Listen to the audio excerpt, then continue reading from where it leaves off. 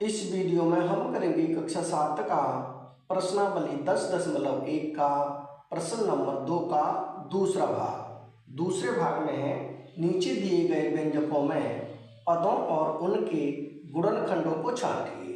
यानी कि ये व्यंजक हमें दिए हुए हैं, इन व्यंजकों के पद छांटने हैं और उनके गुणनखंड छांटने हैं। तो सबसे पहले देखें इसका ए भाग। ए में है -4x + 5। तो इसमें पद कितने होंगे? एक पद तो ये हो जाएगा, दूसरा पद ये हो जाएगा, यानी इसमें दो पद होंगे। तो पहले लिखें हम पद। पद बराबर क्या होंगे? एक तो हो जाएगा -4x और दूसरा पद हो जाएगा 5। ये दो पद हो जाएंगे। अब इनके करने हमें गुणनखंड। तो यहाँ लिखें गुणनखंड।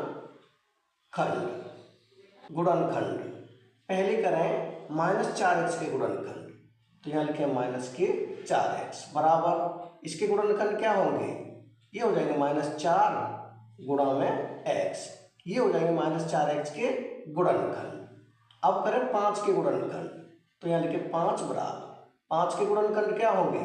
ये हो जाएंगे 5 गुणा 1, यानी 5 एकल 5। इस एक को नहीं भी लिखेंगे तब भी चलेगा। अब देखें इसका दूसरा भाग यानी कि बी भाग। बी में है -4x + 5y।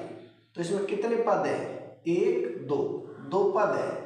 तो पहले लिखें हम पद। पद बराबर क्या है? -4x। तो यहाँ लिखें -4x।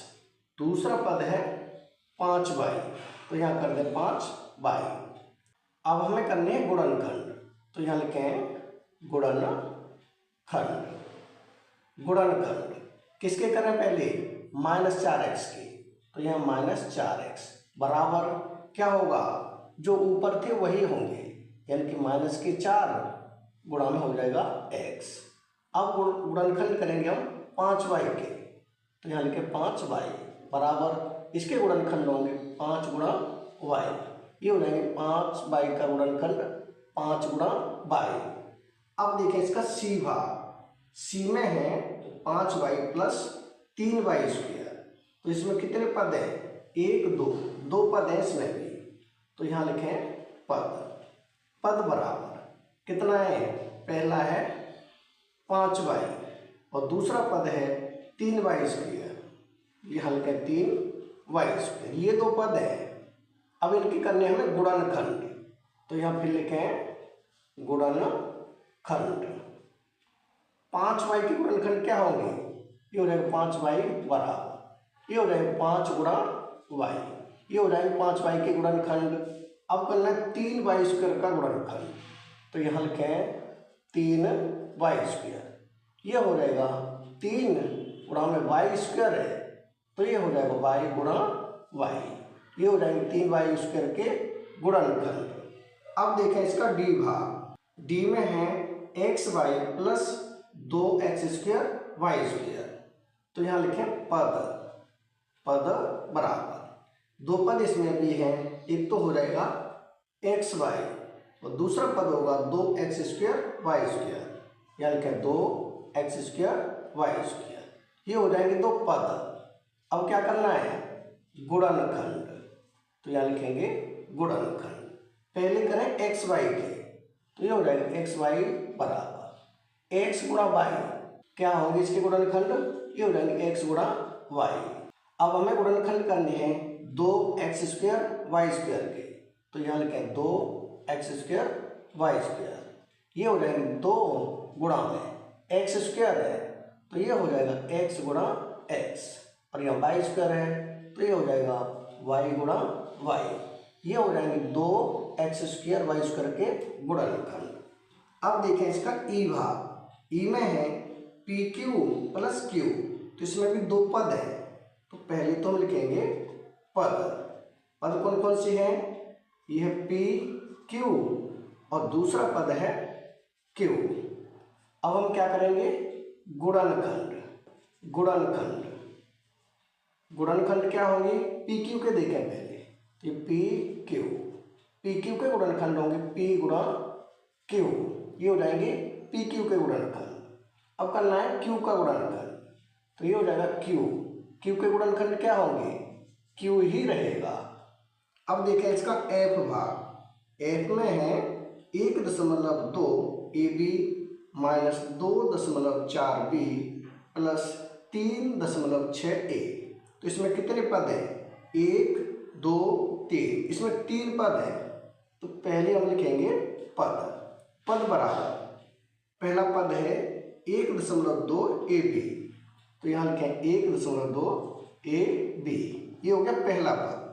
दूसरा पद है माइनस 2.4 B, तो इसे लिखें माइनस 2.4 B। तीसरा पद है 3.6 A, यहाँ लिखें 3.6 A। ये 3 पद है। अब हमें करने इनके गुणनखंड, तो यहाँ लिखें गुणनखंड। पहले हम गुणनखंड करेंगे 1.2 AB के, तो यहाँ लिखें 1.2 AB। इसके गुणनखंड क्या होंगे? ये होगा 1.2 गुणा में A गुणा में B, ये हो जाएंगे 1.2 AB के गुणनखंड। अब करने हैं माइनस 2.4 B के, तो यहाँ लिखें माइनस 2.4 B। इसके गुणनखंड क्या होंगे? इसके गुणनखंड कर दें यहाँ, यानी ये हो जाएगा 2.4 गुणा में B। अब हमें गुणनखंड कर लिए हैं 3.6 A के, तो यहाँ कर दें 3.6 A के, ये हो जाएगा 3.6 गुणा में A, ये हो जाएंगे 3.6 A के गुणनखंड। अब हमें करना है G। G में है 3/4x प्लस 1/4, तो इसमें कितने पद हैं? 1 2, 2 पद हैं। तो पहले हम लिखेंगे पद। पद क्या है?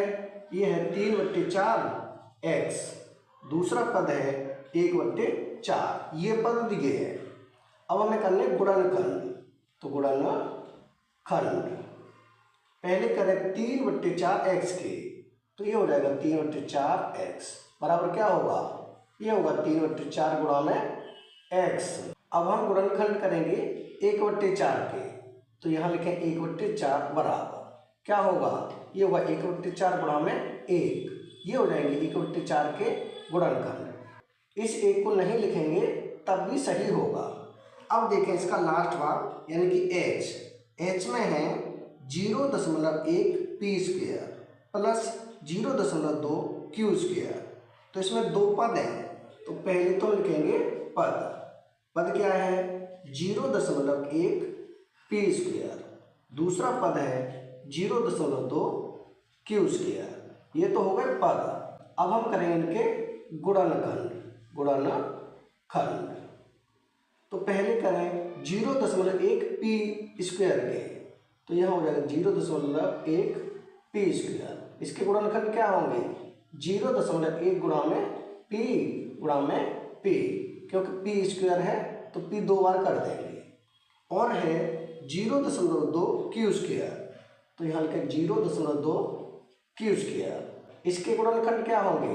इसके गुणनखंड होंगे 0.2 गुणा में q, ये हो जाएंगे 0.2 q² के गुणनखंड। यानी इसके जो सभी भाग हैं वो हो चुके हैं कंप्लीट, यानी कि प्रश्न नंबर 2 का दूसरा भाग हो चुका है कंप्लीट। अगर वीडियो पसंद आए तो लाइक करें, कमेंट करें, अपने दोस्तों के साथ शेयर करें। धन्यवाद।